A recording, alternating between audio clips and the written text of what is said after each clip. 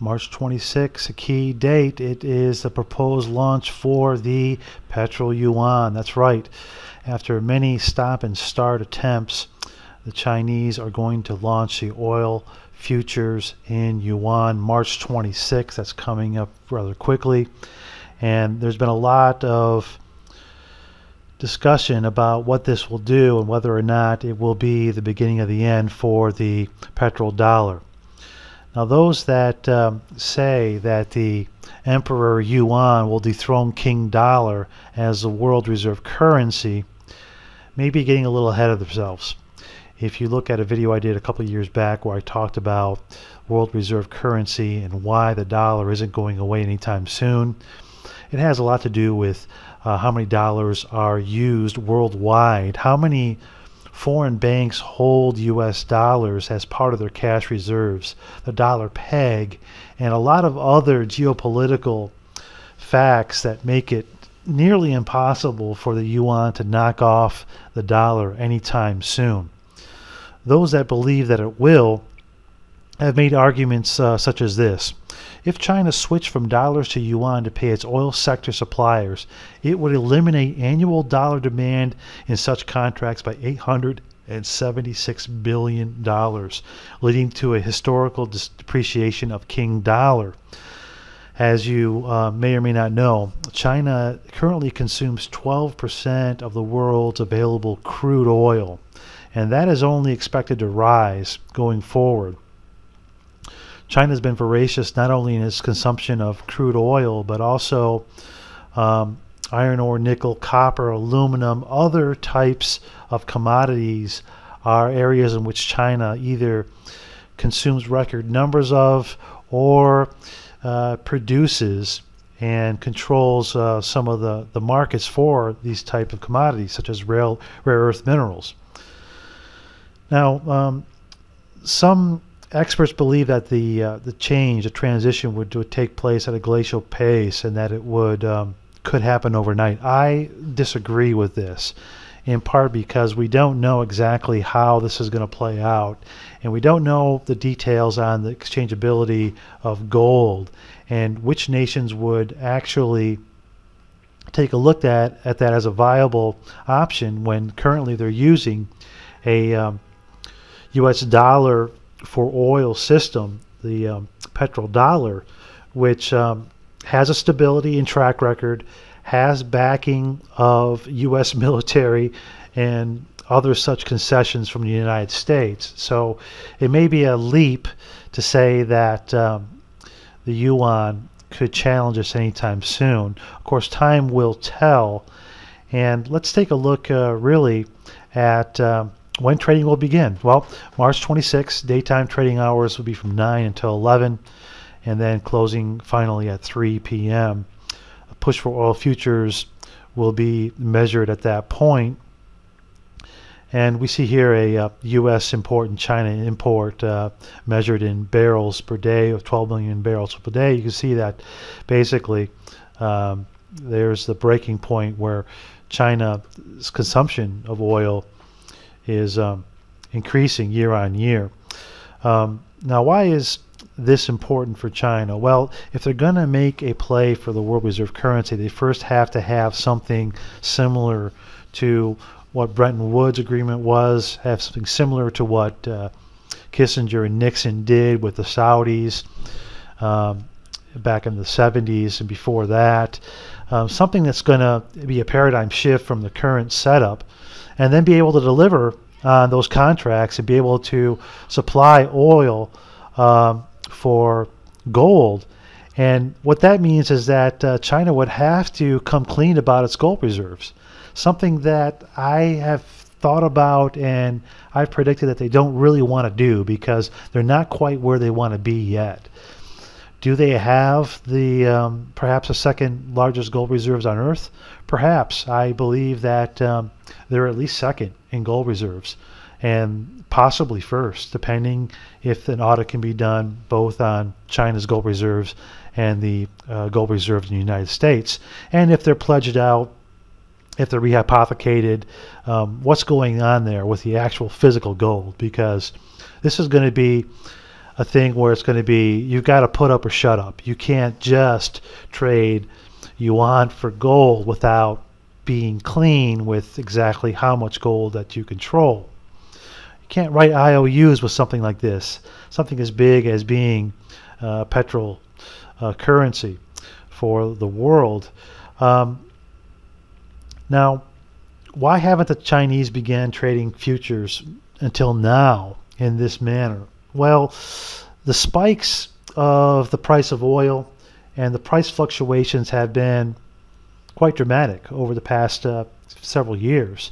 I mean, when you go from $100 a barrel plus down to 50, and at one point we were down in the 30s per barrel, now we're up just a little over $60 per barrel, and that volatility makes it difficult for them to stabilize and govern such a system. And so now that we have a little bit of stability in the oil market as far as price is concerned, they're going to try and roll it out once again. China's track record with commodities, that's always been in question, and the trustworthiness really of the Chinese markets trading for futures, insider trading, things of that nature, regulation being a big issue that has to be ironed out before people feel comfortable with the Chinese being able to deliver in this manner. Will foreigners buy Chinese oil futures? That's a key question right there, number 6. And any approved plan has to go online, stay online, and deliver on its promises, like I said. Otherwise, this is going to be a huge embarrassment for China, and they may never be able to reboot such a futures system and have any kind of confidence in the worldwide oil and currency purchases. So could the yuan challenge dollar's oil dominance? Some people say yes, some people say no. Now, here we go right here. This is key right here. Chinese participation in Saudi Aramco's planned initial public offering could help sway Saudi opinion toward accepting yuan exclusively, which is used only in about 2% of global payments. That's minuscule. That's almost nothing. And for that to knock off the dollar overnight is a near impossibility. Let's take a look now at where all the money in the world is, and I'll leave this link in the comments section. In one chart, it basically says where's all the money held and how is it used for trade, because once we know that, and once we know how many tons of gold are held by the Chinese, then we can fully appreciate what's being planned. This chart goes over not just physical currencies and debt, broad money, and bonds, but it also takes a look at the massive derivative market, which is right here in this illustration, and you can see that it's massive. It's beyond calculation almost. So there's that for you to look at to get a better idea, and you can calculate yourself as to what's possible and what's not possible. Another link here to look at for those of you that don't understand why the dollar is a global currency. This goes over short intro on why the US dollar, why the petrodollar in the first place. And once you understand that, and you understand how it's worked over the years, then can you understand how the Chinese can get this done, and what are the perils and pitfalls of that.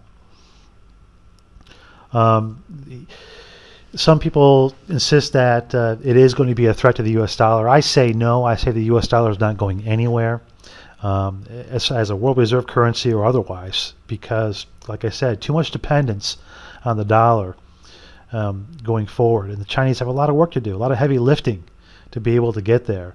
And I just don't see, in my opinion, this happening without shots being fired. I don't think that to knock off the world reserve currency is to knock off the preeminent power in the world, and that just doesn't happen overnight, especially when the bankers are all dollar driven. I mean, the Federal Reserve has the biggest monopoly on banking. The owners of the Fed also own the BIS, the IMF, and the other big worldwide banking clearinghouses, and their world reserve currency is a dollar. That is the new world's currency. That is the currency of the old world order and the new world order, because it's worked beyond all expectations. They only really thought that the Federal Reserve Bank would last about 30 years. Instead, it's lasted much longer than that. They've strung together a monopoly that's envious to anybody in the history of the world, and they're not going to give that up just easily to Johnny-come-lately, the Chinese. China close to Petro-Gold yuan loss. Right here is a key 2 paragraphs for you to look at. The Petro-Yuan leads into the Petro-Yuan-Gold deal, like I said, where oil exporters will be able to turn yuan into gold, which some of them do not need. They don't need it. That's just a backstop, really, for confidence in that medium of trade. So are we looking at a trade war and currency wars? Yes, we've already been in trade wars and currency wars. This is just another chapter in it. And it's ongoing. It's happening behind the scenes, and it's eventually going to be in all of your faces. So will it guarantee China pricing control over commodities? This particular author here, Daniel Wren, has a good article here. He argues that it will not. I'm with him on this, because you need a lot of foreign players set to participate in this for the first time to get it going. And without that, you're just not going to get the impact that you think it will. Like I said, why would the banks give up the golden goose? Part of the reason why they would, and part of this has to do with the fact that the Chinese are partners in the Fed, and their partnership in what is the new system of money around the world is there because the Chinese have played ball with the global banks and the bankers behind all of this pulling the strings. They've been given some concessions, and this may be one of the concessions that they're given, to be allowed to control oil futures in this manner. But I believe that nations will still have the option to trade in other currencies rather than just dollar or yuan that's gold backed, or euro.